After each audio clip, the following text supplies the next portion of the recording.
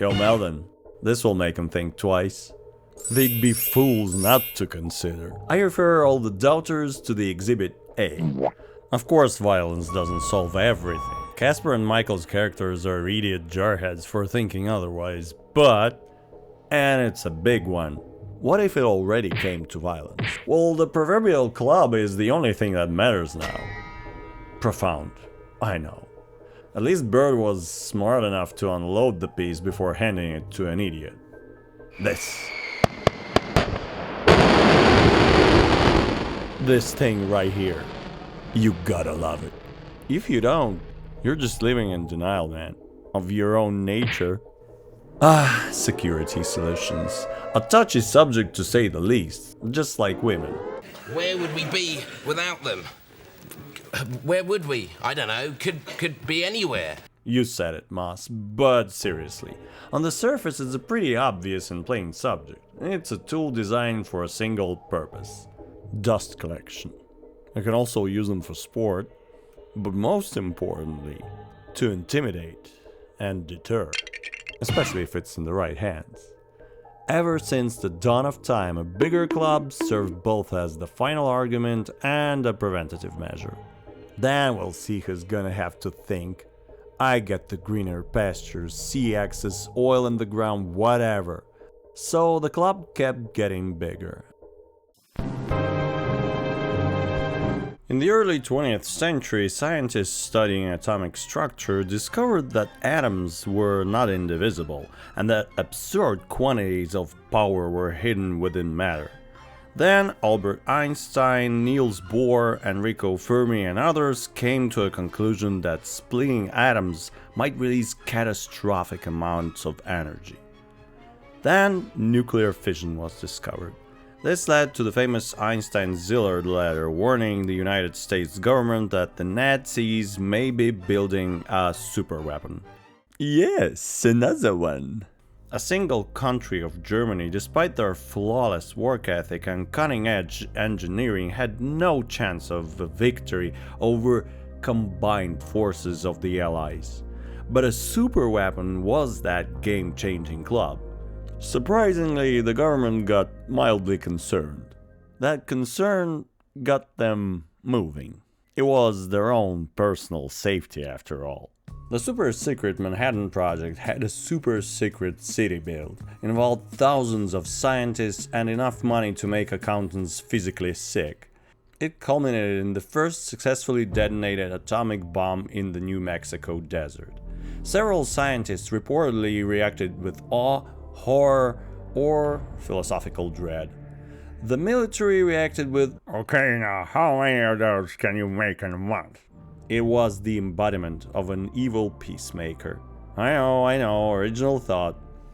But just tell me, is there any other major strategy where success is measured by absolutely nothing happening?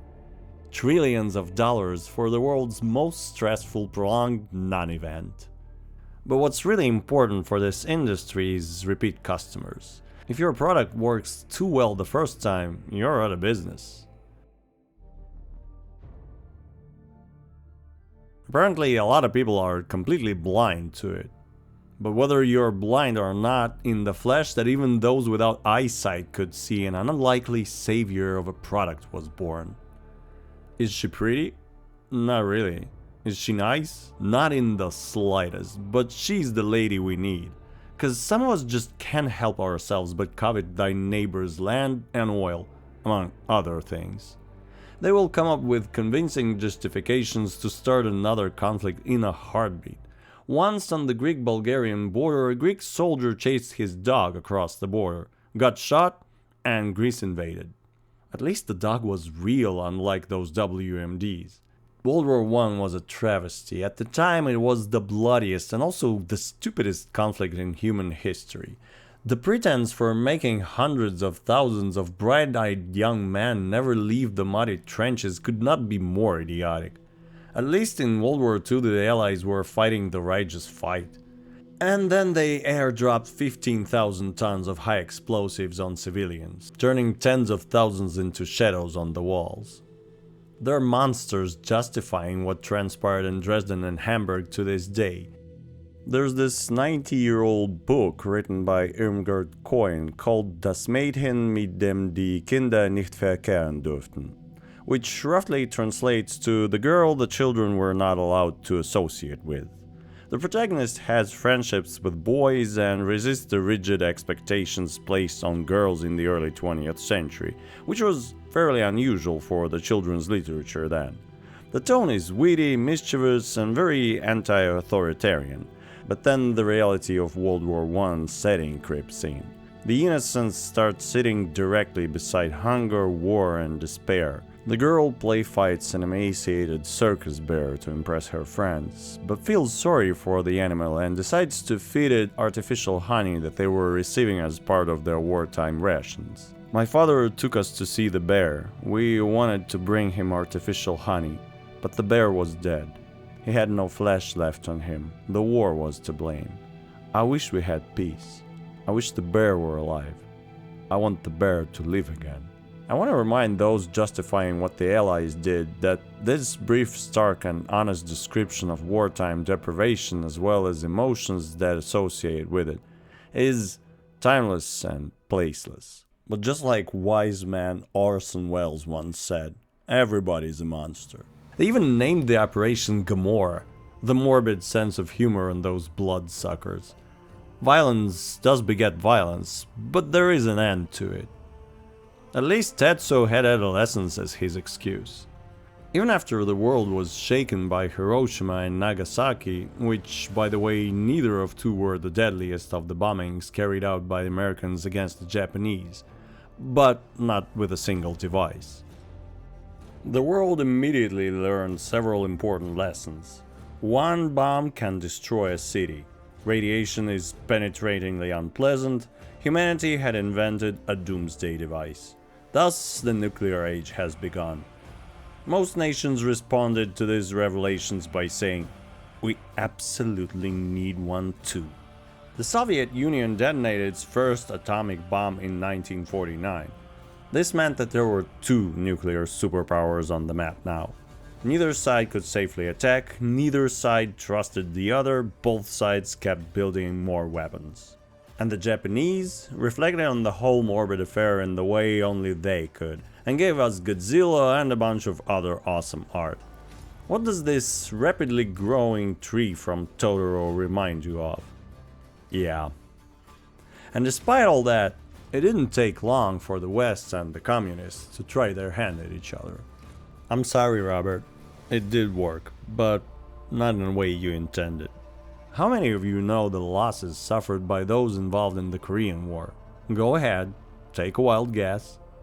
Yeah, it's around 3 million people, and at least 2 million of them were civilians. Happened right after World War II, lasted 3 years, and nobody talks about it. Korea lost a prince in Hiroshima, by the way. And then came Vietnam. And the culprits were all too familiar. But you know what didn't happen? Another global bloodbath. It's very hard to visualize 1 million people, let alone 3. 3 million infinities, 3 million unique experiences, all gone in a whim of some greedy callous creature wearing a tailored suit in a stuffy meeting room somewhere across the world. That's how humanity operates, whether we like it or not.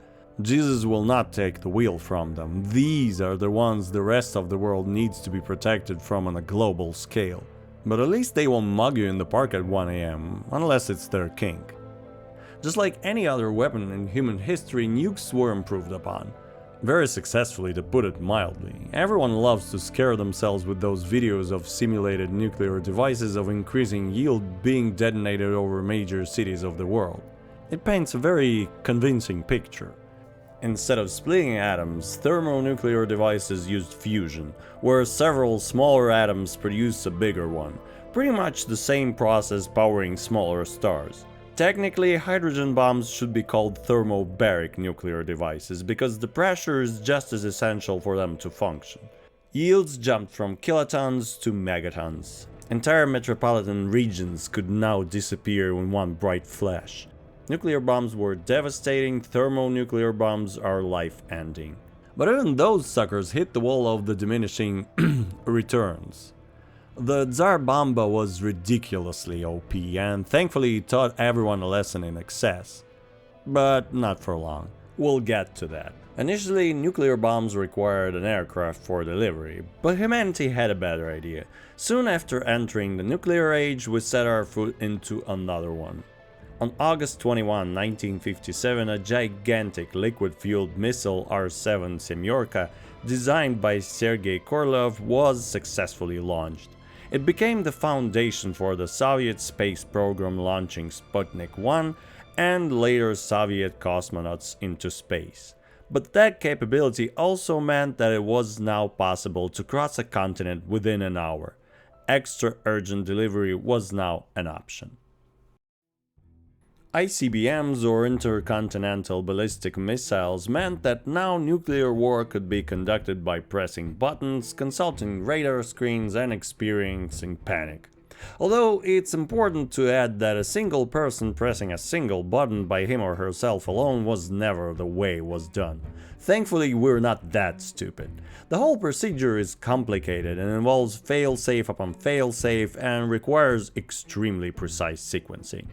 Rockets were a thing since World War II, so 2 years prior to the Semyorka launch, the Soviet Union conducted another notable thing. On September 17, 1955, a Soviet submarine Project 670, oh god, completed its first successful submarine ballistic missile launch. However, the submarine had to surface before launch, range was limited, and the system was still fairly primitive by modern standards. The real revolution came with submarines designed specifically for strategic nuclear deterrence. Nuclear subs were already in use since early 1955, but with the introduction of the UGM-27 Polaris, they were now capable of subsurface launches and staying hidden for months while moving unpredictably. This completed the famous nuclear triad: land-based ICBMs, strategic bombers, and submarine-launched ballistic missiles. At that point, nuclear deterrence evolved from maybe we can survive the war into nobody survives this, everyone gets to hurl their nukes. Back to the Tsar Bomba though. That sure was excessive, huh? But what about instead of having one huge blast, we go for 10 smaller ones? That's way more effective, right? And if we detonate them at the altitude that's just right, we get 2 blast waves instead of just one. And one missile could now carry MIRVs, multiple independently targetable re-entry vehicles, multiple nuclear warheads, each aimed at a different target, and a number of decoys to complicate things even further. That's where we wanted you to think we were going to strike, heh? Let's be honest, explosions are cool. Everyone loves looking at them. It's a spectacle, it's dangerous, and danger is exciting. Maybe that's why we conducted so many nuke tests. More than 2,000? Just over 1,000 by the US, around 700 by the Soviets, over 200 by France, and dozens by the United Kingdom, China, India, Pakistan, and North Korea. I'm sure a lot of very valuable data was collected. Those smoke streaks are measurement equipment rockets, by the way, but it almost feels like doing so many tests was not necessary in the slightest. We did it because we could, because we wanted to see things go boom.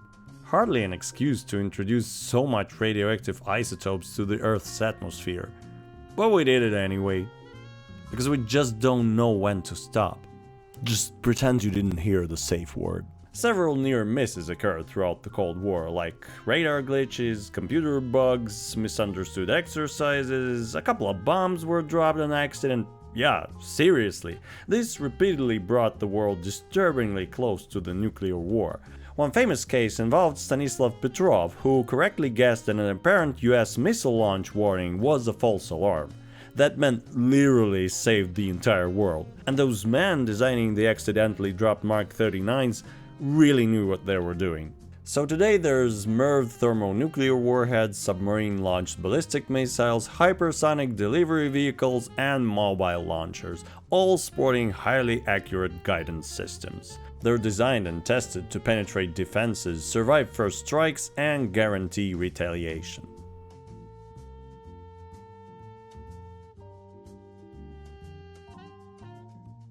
thing is, mutual obliteration is not a myth, it's a certainty. Such a certainty, in fact, that even the most evil and corrupt politicians with their moral compass missing a needle entirely cannot ignore. It's not about the losses of millions to them, it's their skin.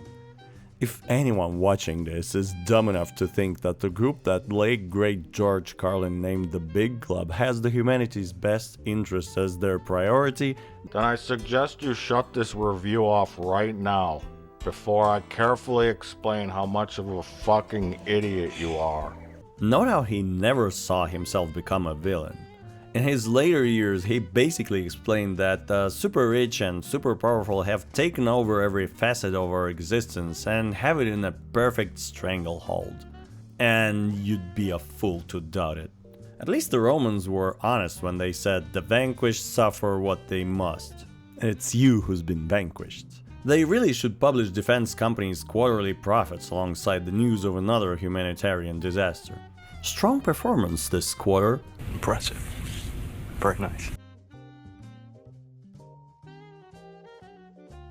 It's a good job we're all sharing the spool of gas with those two.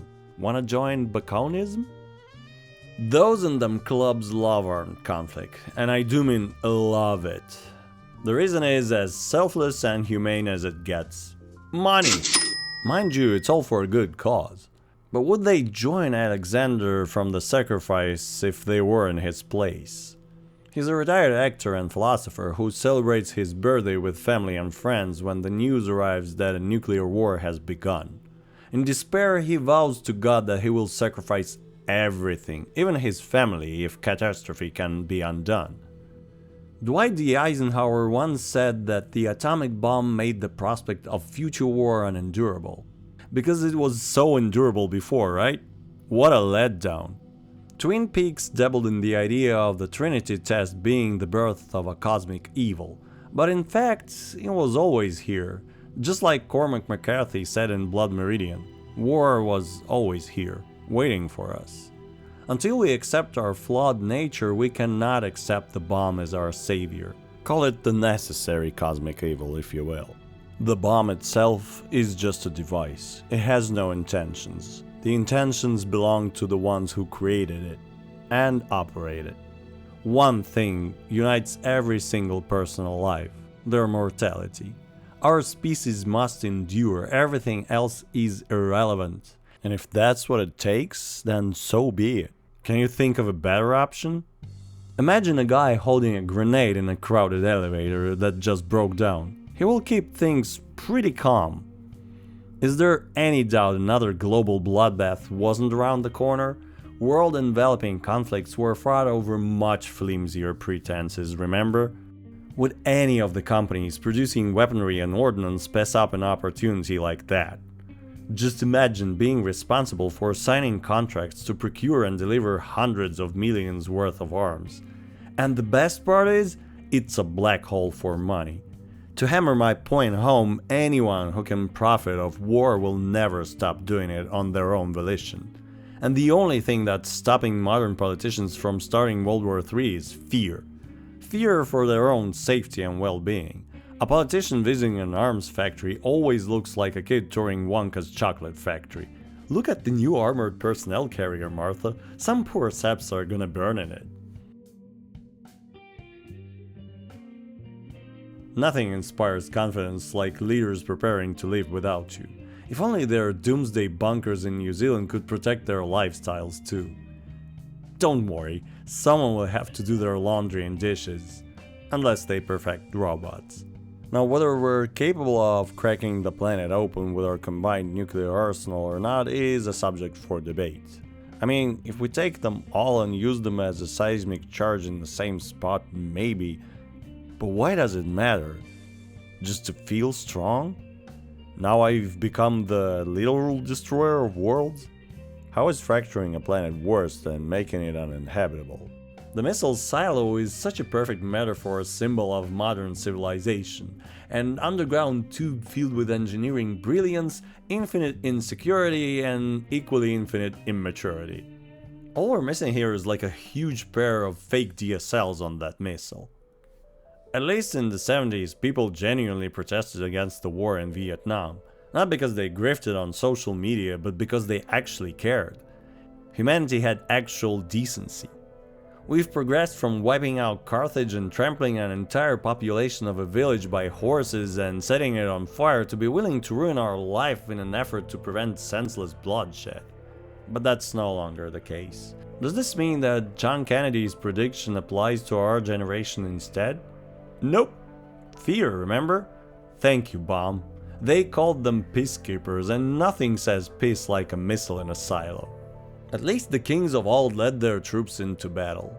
One group destroys a city, another group invoices to rebuild it, a third grifts on how bad it all is, and then they all count their donuts. Is this progress?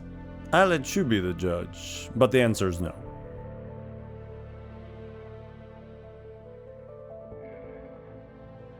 In the wonderful Dr. Strangelove by Stanley Kubrick, the only thing that convinces the War Council to accept the inevitable was that even after the bombs fall, they will get all the women.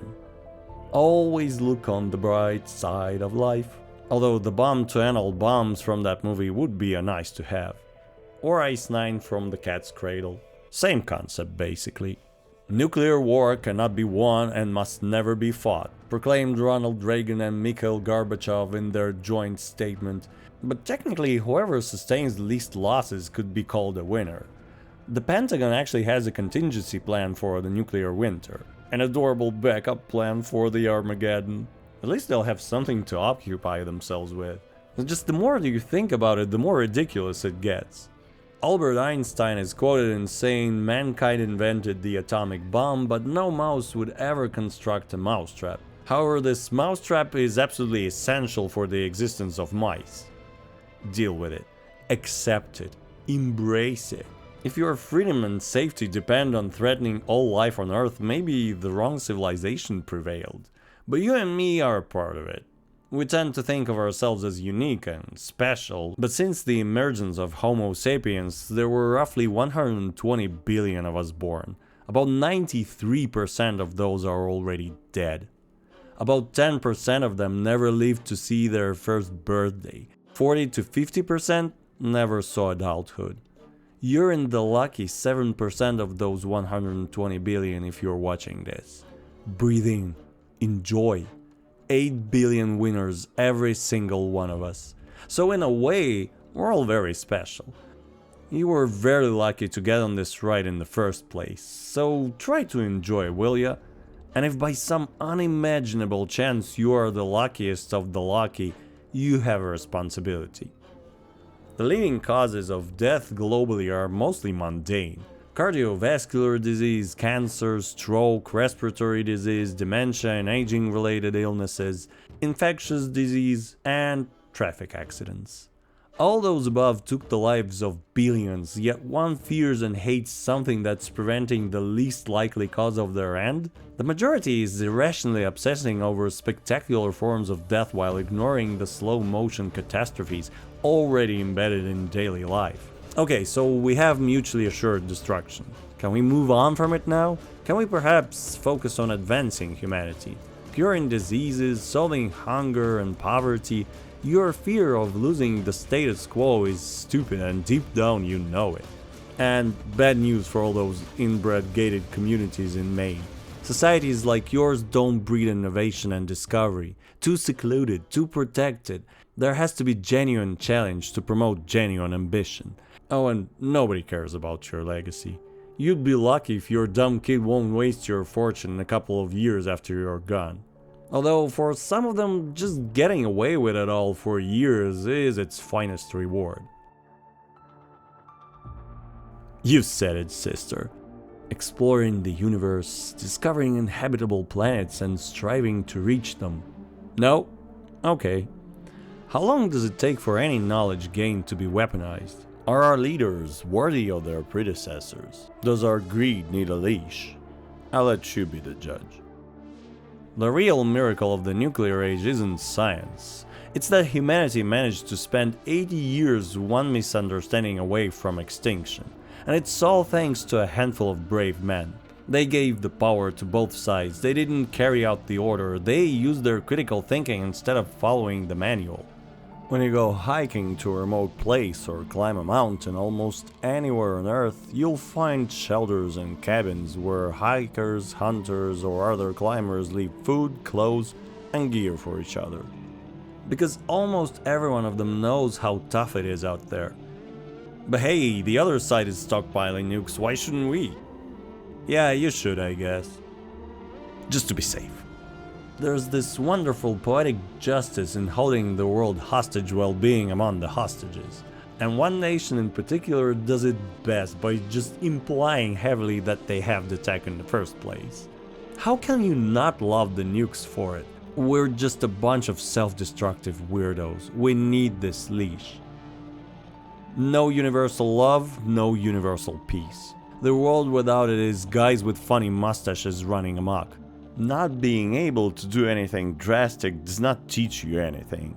Having destructive means at your hand is a responsibility. Not using them while being able to is responsible behavior. Now, will we continue to behave responsibly? Who the hell knows? Oh, you can hate it as much as you want. You still need it.